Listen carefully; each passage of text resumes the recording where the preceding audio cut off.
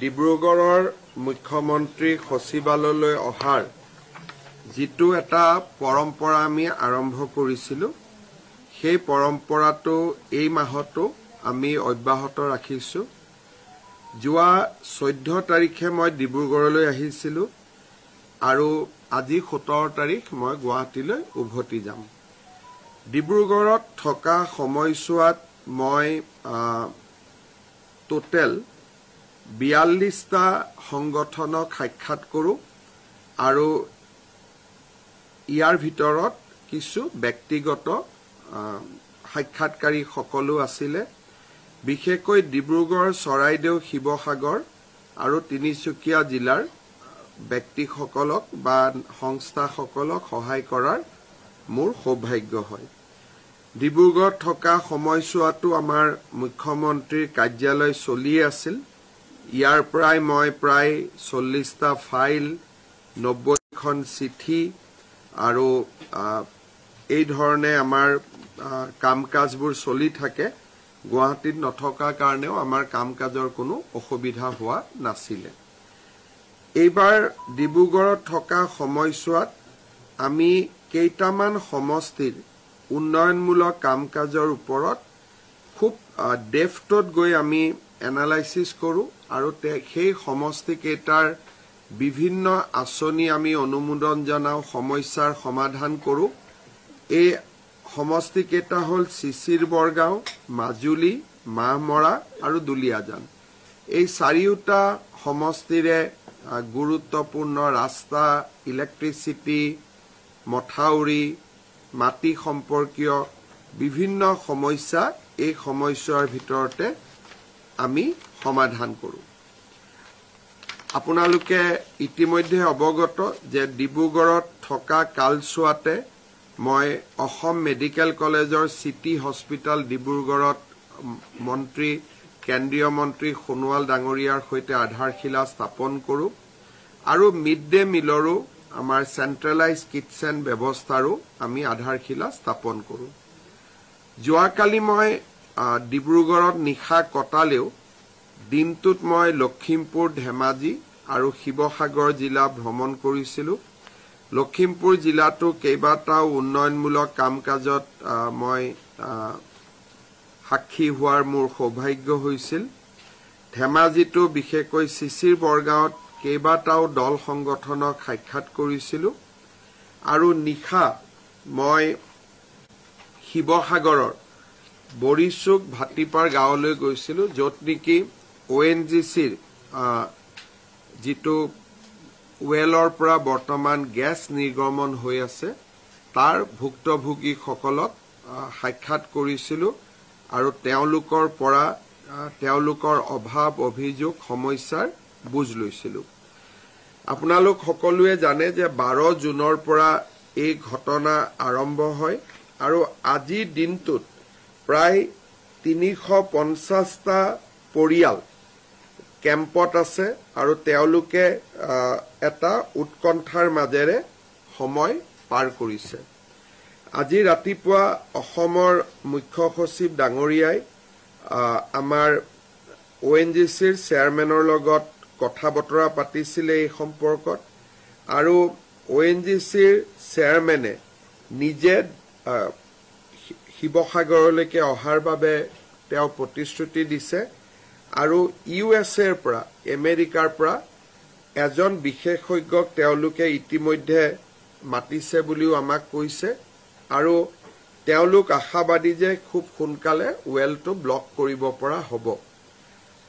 কেন্দ্ৰীয় পেট্ৰলিয়াম ছেক্ৰেটাৰীৰ লগতো আমাৰ মুখ্য সচিব ডাঙৰীয়াই কথা পাতিছিলে আৰু তেওঁ আমাক আশ্বাস দিছে যে আমি যিমান পাৰোঁ সোনকালে এই ব্যৱস্থাখিনি গ্ৰহণ কৰিম। আজি কেন্দ্ৰীয় পেট্ৰলিয়াম মন্ত্ৰী হৰদীপ পুৰী ডাঙৰীয়াই তেওঁৰ কাৰ্যালয়ত এই সম্পৰ্কত এখন সভাও পাতিছিলে। তেওঁ টুইটো কৰিছে, আপোনালোকে দেখিব। আৰু মই গুৱাহাটীত গৈয়ে তেখেতৰ লগত ভিচি এখন কৰিম যাতে সোনকালে এই যিটো গেছ নিৰ্গমন বা তেল নিৰ্গমনৰ যিটো ঘটনা ঘটি আছে সেইটো যাতে তৎকালীনভাৱে সমাধান হয়। যাৰ যাৰ ক্ষতি হৈছে পৰিৱেশ হাম কটাৰ পিছত ৰাইজে নিশ্চয় ক্ষতিপূৰণো বিচাৰিব যাৰ যাৰ ক্ষতি হৈছে সেই ক্ষতিপূৰণ আমি কেনেকৈ দিব পাৰিম তাৰ বিষয়েও মই ONGC আৰু কেন্দ্ৰীয় পেট্ৰলিয়াম মিনিষ্টাৰৰ লগত আজি গধূলি মই কথা পাতিম বহুবিলাক ৰাইজ কেম্পত আছে কোনোবা ৰিলেটিভৰ ঘৰত আছে ঘৰৰ পৰা তেওঁলোকে কাপোৰ কানিখিনিও আনিব পৰা নাই কাৰণ তাতে ওচৰত গলে অত্যন্ত ভীষণ তাপ হৈছে টেম্পাৰেচাৰ বাঢ়ি গৈছে ওচৰলৈকেও যাব নোৱাৰি ক্ষতিপূৰণ বিষয়ে আমি আলোচনা কৰি থাকিম আজি মই এতিয়া মুখ্যমন্ত্ৰী সাহায্য পুঁজিৰ পৰা তেওঁলোকলৈকে প্ৰত্যেকটো পৰিয়াললৈ 25,000 টকা এটা কাপোৰ কানি যাতে কিনিব পাৰে বা লৰা ছোৱালীৰ কিতাপ নোহোৱা হৈ গৈছে কিতাপ কেইখন কিনিব পাৰে এটা সামান্য বৰঙনি এটা মই এতিয়া আগবঢ়াম কিন্তু ইয়াৰ লগত ক্ষতিপূৰণৰ কোনো সম্পৰ্ক নাই এইটো CM ৰিলিফ ফাণ্ডৰ পৰা আগবঢ়োৱা এটা সৰু ব্যৱস্থা এটা আৰু লাগিলে আৰু যদি তেওঁলোকক প্ৰয়োজন মই আৰু তেওঁলোকক মোৰ ফালৰ পৰা সহায় কৰিম কিন্তু ক্ষতিপূৰণৰ মুখ্য বিষয়টো ONGCৰ লগত আমি সমাধান কৰিব লাগিব প্ৰথম প্ৰায়োৰিটি হৈছে যাতে ওয়েলটো আমি বন্ধ কৰিব পাৰো দ্বিতীয় প্ৰায়োৰিটি হৈছে আমি যাতে পৰিয়ালকেইটাক ক্ষতিপূৰণ দিব পাৰো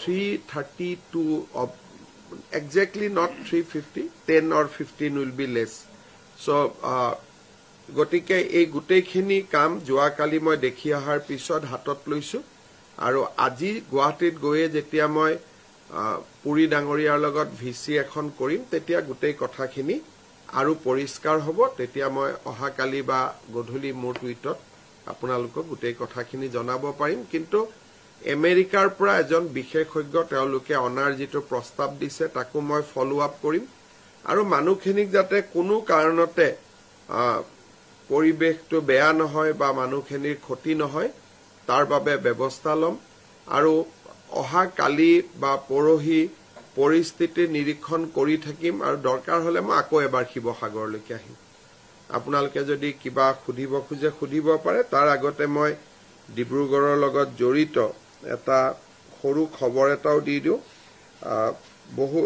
বহু দিনৰ পৰা ডিব্ৰুগড়ৰ ৰাইজে এটা বস্তু দাবী কৰি আছিল যে ৰাতিপুৱাৰ ভাগত গুৱাহাটীলৈকে এখন ফ্লাইট যাব লাগে যোৱাকালি ইণ্ডিগোৱে এনাউন্স কৰিছে যে 20 ছেপ্টেম্বৰৰ পৰা গুৱাহাটী ডিব্ৰুগড়ৰ মাজত এখন মৰ্নিং ফ্লাইট চলিব বাকি ফ্লাইট বিলাক একেই থাকিব এখন অতিৰিক্ত মৰ্নিং ফ্লাইট ছেপ্টেম্বৰ 20 তাৰিখৰ পৰা ডিব্ৰুগড় গুৱাহাটীৰ মাজত চলিব গুৱাহাটী ডিব্ৰুগড় ডিব্ৰুগড় গুৱাহাটী ঠিক একে ধৰণে 20 ছেপ্টেম্বৰৰ পৰা গুৱাহাটী শিলচৰ গুৱাহাটীৰ মাজত এখন মৰ্নিং ফ্লাইট চলিব দিল্লী আৰু যোৰহাটৰ মাজত ডাইৰেক্টলি এখন নতুন ফ্লাইট 20 ছেপ্টেম্বৰৰ পৰা চলিব আৰু গুৱাহাটী আৰু নবী মুম্বাই যেটো মুম্বাই নতুন এয়াৰপোৰ্ট আছে তাতো তেওঁলোকে অক্টোবৰ নৱেম্বৰৰ পৰা এখন নতুন ফ্লাইট আৰম্ভ কৰিব তাৰ ডেট যদিও তেওঁলোকে এতিয়াও দিয়া নাই কাৰণ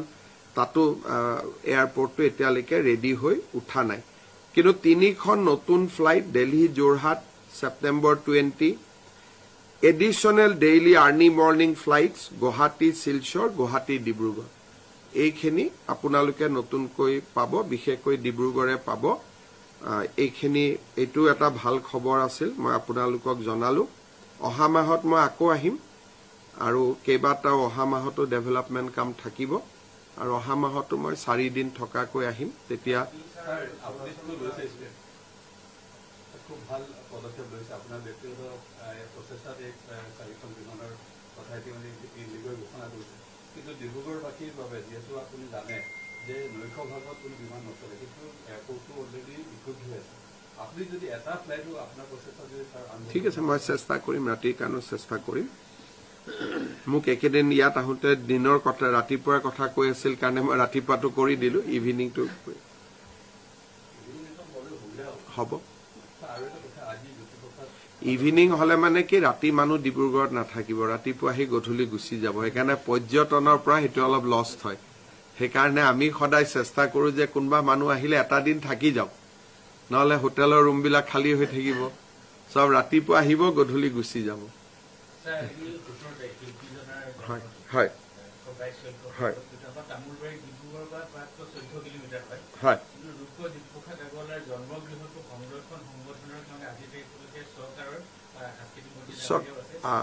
আমি এইবিলাক অকণমান চৰকাৰৰ ওপৰত ভৰসা নকৰি আমাৰ দল সংগঠনসমূহেও এইবিলাকত আগভাগ ল'ব লাগে। কাৰণ কি হয়, চৰকাৰে কৰিলে অনুষ্ঠানবোৰ ৰাজকীয় হৈ যায়, আৰু জ্যোতিপ্ৰসাদ আছিল জনতাৰ শিল্পী। গতিকে আমি অকণমান এইবিলাকত, মই নিজে অলপ দূৰত থাকোঁ, কিয় চৰকাৰ গ'লেই বিষয়টো সম্পূৰ্ণ ৰাজকীয়, ডিচি যাব, লাইট যাব, ধামধুম গাড়ী যাব, সাধাৰণ ৰাইজ দূৰত গুচি যায়।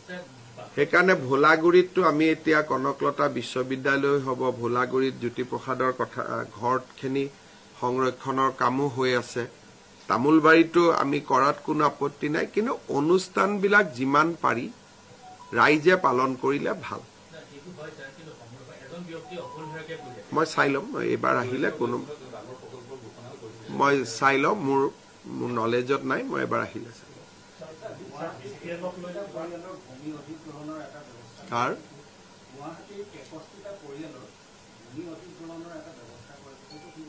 গুৱাহাটীৰ 63টা গুৱাহাটীত 63টা পৰিয়ালৰ কিয় ভূমি অধিগ্ৰহণ হ'ব? কিহৰ কাৰণে? এইটোতো পাৱাৰ গ্ৰিডৰ কাৰণে মাটি লাগে, এইটোতো হৈ থাকে, তেওঁলোকে পইচাও পাব। আমাৰ গুৱাহাটীত যিটো পাৱাৰ গ্ৰিড ষ্টেচন আছে, সেইটো ষ্টেচন দি নতুন পাৱাৰ দিব নোৱাৰে গুৱাহাটীত। গতিকে গুৱাহাটীখনত যদি সেই মাটিখিনিত নতুন আৰু এটা ষ্টেচন নলগাওঁ, তেতিয়াহ'লে গ্ৰিডটো কলাপছ হৈ যাব। সেইকাৰণে এইটো পাব্লিক ইণ্টাৰেষ্টত, কিন্তু তেওঁলোকে কিবা, এইবোৰ বহুত ধনী ধনী মানুহ, গতিকে এইবিলাকৰ বিষয়ে বাতৰি কাকতত লিখিবও নালাগে, আৰু পইচাও পাব কোটি টকাৰ ওপৰত একুৱাৰ কৰিলে। সেইটো কোনো আমাৰ ভূমিহীন মানুহ টাইপ যিটো নিউজ বনাই দিছে, এইটো ভূমিহীন মানুহৰ কথা নহয়। তাততো আমাৰ নিপেন দাসৰে মাটি আছে তাৰ ভিতৰত, যোনে সমাজ কল্যাণ বিভাগত কাম কৰিছিল, পুঁজিপতিতকৈও পুঁজিপতি। গতিকে এই বিষয়টো একেবাৰে মানে শ্ৰমজীৱী মানুহ টাইপ নিউজটো বনাই দিছে কোন পেপাৰত? প্ৰতিদিনৰো মাটি তাতি আছিল নেকি? BCPLক লৈ দীঘলীয়াকৈ আমি আলোচনা কৰি আছো। অনুষ্ঠানটোৰ এটা সংকট আছে, তেওঁলোকৰ কেইবাটাও সমাধান আছিলে। উৰিষ্যাত এটা মাটি লাগে বুলি কৈছিল পাৰাদীপত, মই নিজে লাগি আছো পাৰাদীপত মাটিটো দিবৰ কাৰণে। CISFৰ জেগাত অসম পুলিচক ৰাখিব লাগে বুলি কৈছিল, যাতে প্ৰায় 8-9 কোটি টকা বাচি যায়। তাৰো আমি ইতিমধ্যে নিৰ্দেশনা দিছো। আৰু ইয়াতে ফিনিছ প্ৰডাক্ট বনাবৰ কাৰণে ৱালস্পুন বুলি গ্ৰুপ এটাইও গেছ ক্ৰেকাৰৰ লগত এতিয়া কথা পাতি আছে, যাতে BCPLৰ ভিতৰতে ফিনিছ প্ৰডাক্ট বনাব পাৰে, যাৰ ফলত উদ্যোগটো আৰু শক্তিশালী হ'ব। কিন্তু বৰ্তমান যি ধৰণে গেছ ক্ৰেকাৰ স্থাপন হৈছে, চৰকাৰে ৰাজসাহায্য দি নাথাকিলে ই বন্ধ হৈ যাব। বৰ্তমানতো চৰকাৰে দি আছে, এই সময়ছোৱাৰ ভিতৰতে ইয়াৰ কিবা স্থায়ী কথা এটা আমি ভাবিব লাগিব। নুমলীগড়, অইল ইণ্ডিয়া সকলোৰে লগত মই কথা পাতি আছো, কিবা এটা ৰাস্তা উলিয়াব লাগিব। কিন্তু অন্ততঃ কেইবছৰমান চিন্তা নাই, যিহেতু কেন্দ্ৰীয় চৰকাৰ ৰাজ্য চৰকাৰ দুয়োটাই ইয়াক যি লছ হয় আমি বহন কৰি আছো, কিন্তু এটা সময়ত ইয়াত অসুবিধা হ'ব।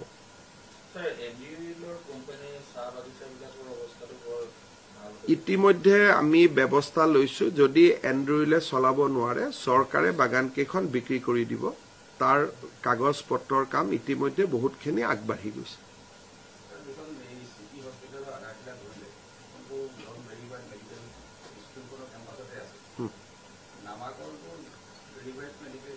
কৰাত মোৰ একো নাই, কিন্তু মই আৰু কি আছে, থলুৱা কৰি কৰি গৈ আছো আৰু বস্তুখিনি।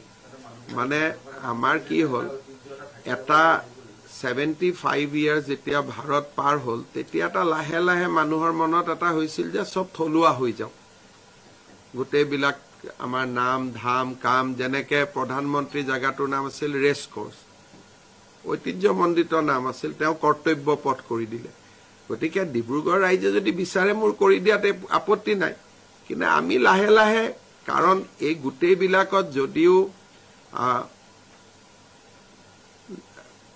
নামত ধৰক কটন কলেজে ভাল ঐতিহ্যমণ্ডিত কিন্তু তাত কৰবাত এটা ঔপনিৱেশিকতাবাদৰো গুণ থাকে সেইকাৰণে এইবিলাক বহুত ৰাষ্ট্ৰজুৰি ডিবেট হৈ আছে বৰ্তমান যে নামবোৰ থাকিব লাগে নালাগে বহুতবিলাক ডিবেট ছ'চিয়েল মিডিয়াতো পাব ডিব্ৰুগড় ৰাইজে যদি মোক মেমৰেণ্ডাম দিয়ে মই কৰি দিম মোৰ এই ক্ষেত্ৰত নিজৰ কোনো মত নাই আপোনালোকে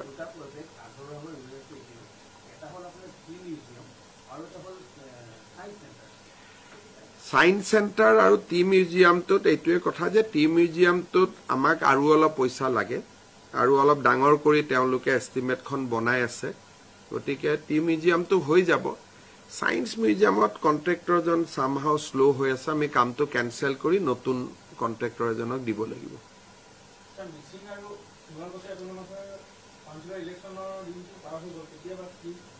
বৰ্তমান আমি সেপ্টেম্বৰত বড়োলেণ্ড অক্টোবৰত আমি শিলচৰ পাতিম নৱেম্বৰত আমি ভাবি আছো নৱেম্বৰ ডিসেম্বৰত মিচিং আৰু সোণোৱাল আমি পাতিবৰ বাবে আমি এটা এজেন্ডা এটা বনাই ৰাখিছো কিন্তু বিটিসিৰ ইলেকশনটো বহুত ডাঙৰ ইলেকশন গতিকে বিটিসিটো আমি সেপ্টেম্বৰত পাতিব লাগিব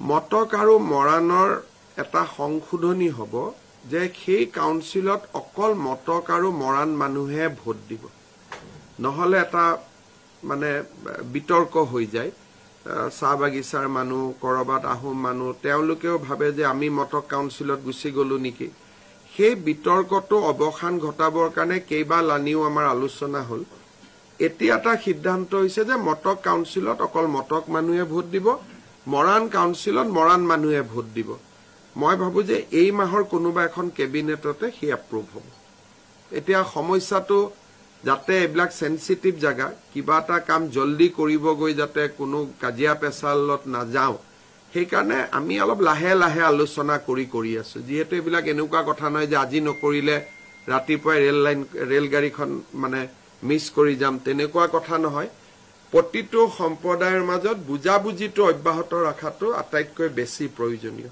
এতিয়া প্ৰায় হৈ গল আজি ৰাতিপুৱা মই কথা পাতিছো গতিকে এতিয়া এখন এমএন হ'ব তাত মৰাণ মানুহে ভোট দিব মটক মানুহে ভোট দিব মৰাণ পৰিয়ালবিলাকহে কাউন্সিলত আহিব মটক পৰিয়ালবিলাকহে কাউন্সিলত আহিব বাকি কোনো কাউন্সিলত নাহে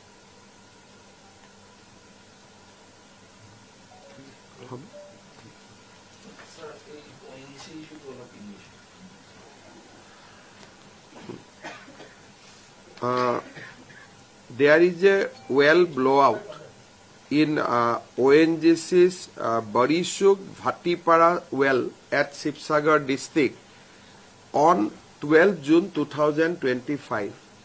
But in spite of the best effort put forwarded by ONGC, so far the gas leakage has not been stopped.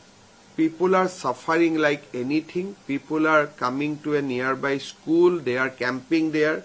Students are not able to going to schools, colleges. People are not able to resume their normal activity. There are a lot of sense of anger among the local people. I'll speak to Honorable Minister Petroleum today afternoon.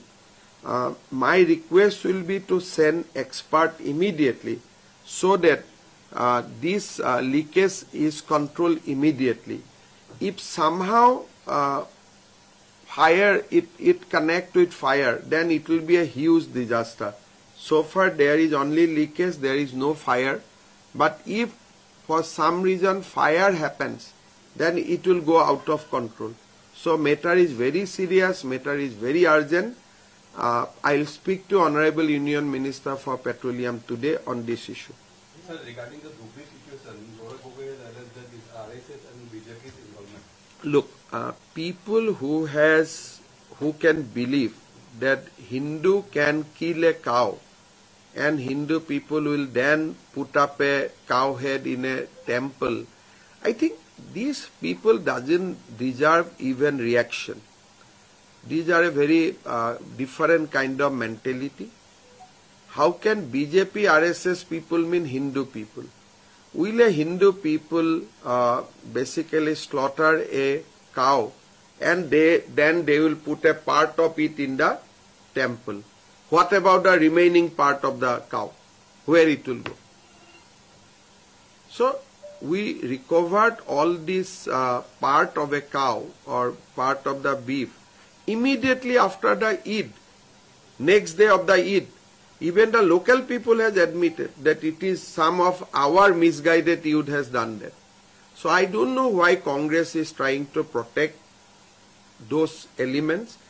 This is the typical work of Rahul Gandhi. They always want to protect communal element and they don't want social harmony among the people.